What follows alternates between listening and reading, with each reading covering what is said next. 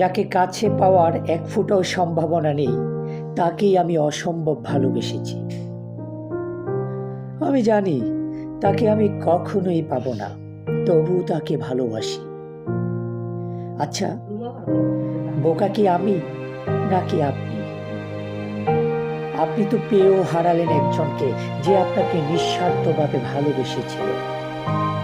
আর আমি তো জানতাম পাবো না, তবু ভালোবেসেছি নির্ভয়ে।